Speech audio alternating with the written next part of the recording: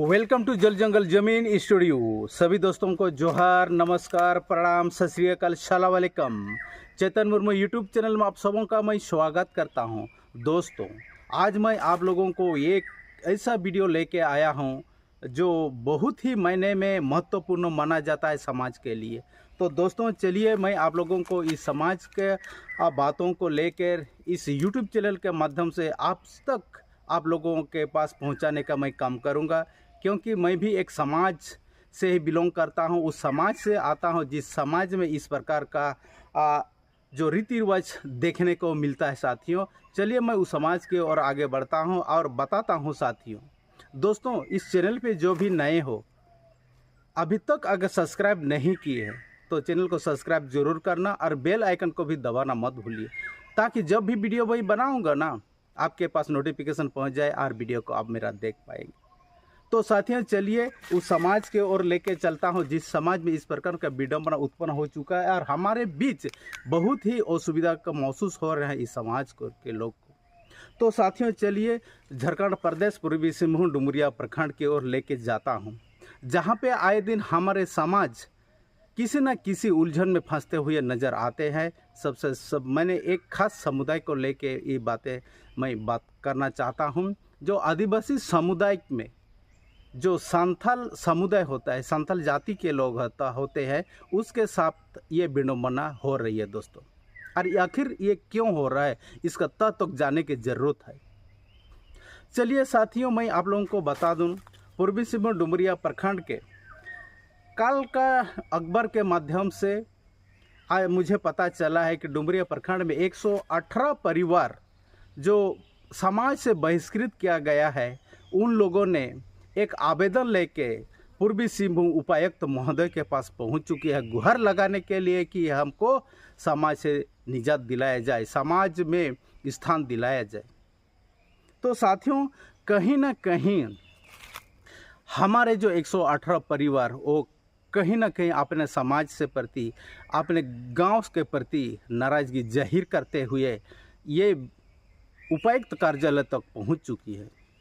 तो साथियों, चलिए थोड़ा सा एक एक बातों में गौर करते हुए हम लोग आगे बढ़ेंगे और उस 118 परिवार का दुख दर्द को समझते हुए हम लोग उसको थोड़ा सा मेरे बातों के मध्य से मेरा मन में जो उत्पन्न होते हैं उसको मैं आप लोगों के सामने शेयर करूँगा। तो साथियों, 118 परिवार जो अपने आप को समाज से, उस ग्राम से, ग्राम प्रधान से बहिष्कृत महसूस करते हैं, कहीं ना कहीं ये दुविधा उत्पन्न हुआ है ग्रामवासियों के द्वारा और उन वंचित परिवारों के द्वारा। उन वंचित परिवार को ये भी सोचना चाहिए कि हमको इस ग्रामों से, इस ग्रामीणों से, इस ग्राम प्रधानों से क्यों वंचित किया गया है। ये सबसे पहले अपने आप को मंथन करके उसको व्यवस्थित रूप में लाना होगा, तब जाके आप तक जाएंगे और उसका समस्या का समाधान कर पाएंगे। तो साथियों, अभी हम लोग देखते हैं प्रत्येक ग्राम में एक ग्राम प्रधान होती है, जोगमाझी होते हैं, नायके होते हैं, प्राणिक होते हैं। तो ये है ग्राम सभा का सशक्तिकरण और ग्राम सभा का स्वशासन व्यवस्था। संथाल समाजों में हम लोग रीति रिवाज, रूढ़ी प्रथा और परंपरागत तरीका से जो भी ग्राम सभा संचालित होती है उसको हम लोग मानते हुए आ रहे हैं। तो इस परंपरा को निभाते हुए ग्राम प्रधानों के अनुसार हमारे उसका जो ग्रामीण होता है वो सारा ग्रामीण उसी का छत्र छाया में रहते हैं और उसी का बेटा के रूप में, बेटी का रूप में हम लोग मानते हैं। तो भारतीय संविधान के अनुसार अगर हम लोग देखेंगे तो भारतीय संविधान के अनुसार जो भी क्राइम होते हैं, जो भी उत्पीड़न होता है, वो आईपीसी धारा एक्ट के तहत उसको सज़ा दी जाती है। भारतीय दंडाधिकारी के द्वारा उसको सज़ा दी जाती है। उसी प्रकार संथाल समाजों में एक परंपरागत है, रूढ़ी प्रथा है, हमारे पूर्वजों से चला हुआ आ रहा है कि हमारे समाज में जो भी दूषीदार है, जो भी दोष है करते हैं, जो भी बेबुनियादी काम करते हैं, जो उचित नहीं अनुचित काम करते हैं, उसको हम लोग सजा के तौर पर उसको जो भी दंडित होता है उसको हम लोग दंडित करते हैं। इस प्रकार से हमारे संताल समाजों में आए दिन इस प्रकार जो दंडित होने का जो प्रक्रिया है वो नया नहीं है, आधुनिक युग में नहीं है, वो परंपरागत तरीका से ग्राम सभा सुशासन व्यवस्था की ओर से चलाते हुए आ रहे हैं और चलते हुए आ रहे हैं। उसी का शिकार बना है हमारे 118 परिवार।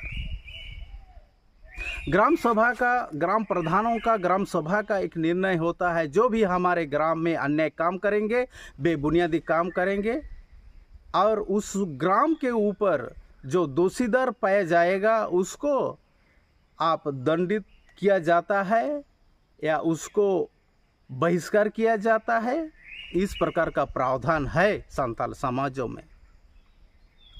तो संताल समाज ये जो बहिष्कृत अपने आप को बोलते हैं, वो हम लोगों को समाज से बहिष्कृत किया गया है और समाज में हम लोग का कोई भी प्रकार का काम नहीं करने देते हैं, ना ही सर्टिफिकेट बनाया जाता है। ग्राम प्रधान उसको अनुशंसा करते हैं, ना साइन मारते हैं, कुछ नहीं करते हैं। इस प्रकार का आरोप लगाते हैं ग्राम प्रधानों के ऊपर। अपने आप को भी सोचना चाहिए, जो बहिष्कृत परिवार है वो हमको ग्राम से क्यों निकाला गया है और क्यों ग्राम प्रधान के जार स्थान में हमको पूजा पाठ में शामिल नहीं कराया जाता है, ये भी तो देखना होगा। आप कुछ ना कुछ उस ग्राम से, उस ग्राम प्रधान से, आप जिस ग्राम में रहते हैं उस ग्राम प्रधान से, वहाँ के ग्रामीण से कुछ अनबन हुआ है, कुछ आपने इस प्रकार के दृष्टि काम किए हैं, इस प्रकार के बेबुनियादी जो काम होते हैं उसको आपने काम किया है, या तो ग्राम प्रधान के बातों को नहीं माना है, ग्रामीण के बातों को नहीं माना है, इसलिए आपको बहिष्कृत किया गया है। और आप तो जानते हैं, आप भी संताल समाज से आते हैं, ऐसे नहीं कि आप नए हैं। संताल समाज में आप बिलोंग करते हैं, संताल समाज में आप पैदा हुए हैं, वहीं पे हम लोग मरेंगे, जिएंगे, मिटेंगे। लेकिन उस समाज का जो परंपरागत नीतिगत आप जानते हुए भी अनजान बनने की कोशिश कर रहे हैं, ये हमको ठीक नहीं लग रहा है साथियों। आप बहिष्कृत हो चुके हैं, आपका कुकृतियों के कारण, आपका कामों के कारण, आपका बेबुनियादी कार्य के कारण, आप ग्राम प्रधान के जो भी फरमान था वो आपने नहीं माना है। ग्राम प्रधान के विरोध, ग्रामीणों के विरोध आप जा रहे हैं, इसलिए ग्राम प्रधान और ग्रामीणों ने आपके ऊपर दंड लगाया है। ये बहिष्कृत नहीं बोला जाएगा, ये आपके ऊपर दंड लगाया गया है। जैसे मैंने इसे पूर्व कहा था, भारतीय दंड अनुसार जो भी क्राइम करते हैं, चोर हो, डकैत है, रेपार हो, मर्डरर हो, इस प्रकार का लोगों के साथ, इस प्रकार के क्राइम के साथ किस प्रकार आईपीसी धारा एक्ट के तहत उसको अंदर भेजा जाता है, जेल भेजा जाता है, उसको फांसी तक चढ़ाया जाता है, सेम उसी प्रकार हमारे संताल समाज आधुनिक युग में नहीं, परंपरागत युग से पारंपरिक तरीका से चलते हुए आ रहा है। जो भी बेबुनियाद करता है, अपने सगे संबंधी के साथ बेबुनियाद कार्य करते हैं, जो होना नहीं चाहिए, वो अगर काम करते हैं तो उस प्रकार का आदमी को दंड भरना पड़ता है डांडों के रूप में।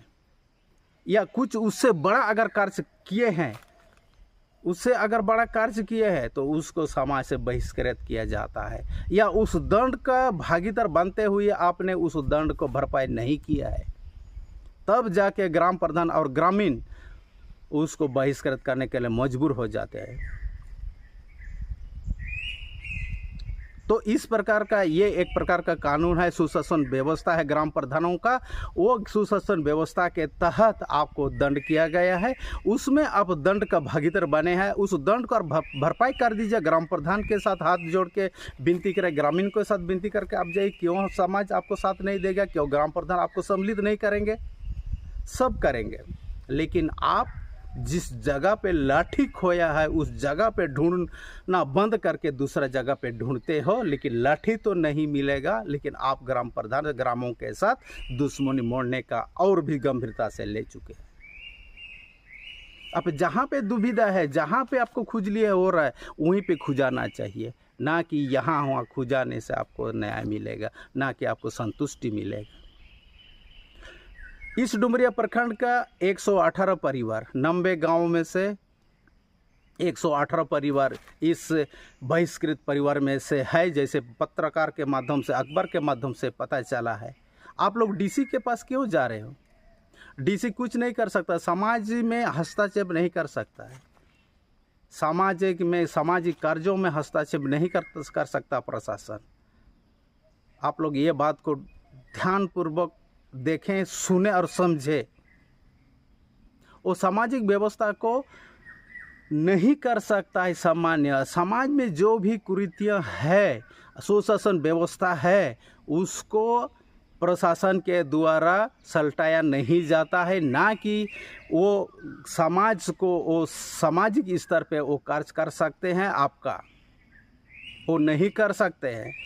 डीसी सिर्फ आश्वासन देंगे आपको, एसपी सिर्फ आश्वासन देंगे आपको कि हाँ हमने काम कर देंगे, हाँ आपको समझा बुझा के सब ग्रामीणों से आप लोग को मिला देंगे, लेकिन ये नहीं होने वाला। जब तक आप उस ग्राम के ग्राम प्रधानों के साथ मिल के बैठ के बात नहीं करोगे, ये समझाता नहीं हो सकता। ये समस्या उलझन में ही रहेगी। और उलझन में कौन रहे?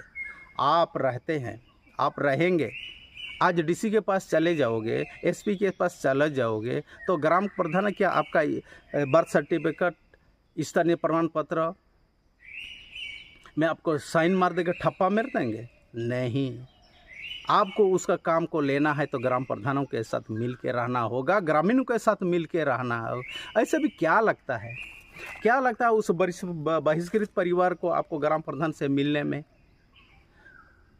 जो भी त्रुटियां आपने किए, जो भी आप बेबुनियाद कार्य किए थे, जो भी बेबुनियाद संगत में आकर आपने कार्य किए थे, उस संगत के वजह से आपको दंडित किया गया, उस दंडित को दे दीजिए। ऐसा नहीं कि दंडित भी बहुत बड़ा है। हमारे समाज के अनुसार, हमारे संस्कृति के अनुसार, हमारे धर्म के अनुसार दंडित बहुत कम होते हैं, और वो दंडित भी इसलिए कि आपको कान मोचोड़ने का काम करते हैं। आपको थोड़ा सा कान मोचड़ा गया है, इसमें आप दिल से मत लीजिए। लेकिन हमारे इस युग का पढ़ा लिखा नौजवान लोग, हमारे इस युग का पढ़ा लिखा व्यक्ति अपने आप को पंडित समझने लगता है। इस वजह से वो आगे की ओर रुख बढ़ने का काम करते हैं, लेकिन वो बेबुनियाद है, वो नहीं कर सकते। इसलिए मैं विनती करता हूँ आप सबों से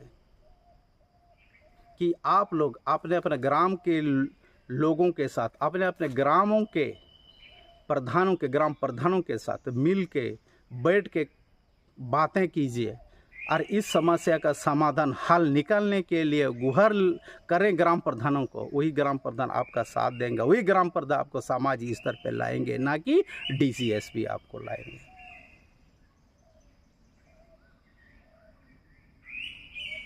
तो साथियों चलिए, ये थोड़ा मेरा मन में उठपटक हो रहा था, इसलिए इस वीडियो के माध्यम से मैं सबों को इतला करना चाहता हूँ, अपने दिल की बातों को बताना चाहता था। तो इस वीडियो के माध्यम से मैंने बताया। जो सही लगे, अच्छा लगे, आप लोग कमेंट कीजिए तो मुझे अच्छा लगेगा, और नहीं भी कमेंट करेगा तो मुझे अच्छा ही लगता है। तो इसमें एक बात, प्रश्न फिर आएंगे, हमको मालूम है, क्योंकि पिछले बार भी प्रश्न आए थे। श्री चैतन्य मुर्मू 040 यूट्यूब चैनल, आप तो आदिवासी हो के हिंदी में बात करते हो, यही चीज़ आएगा, मुझे मालूम है। लेकिन आप लोग जो भी हो, हमारे जो भी आदिवासी भाई लोग जो भी पत्राचार करते, आवेदन लिखते हैं, क्या वो ओलचिकी में लिखते हैं?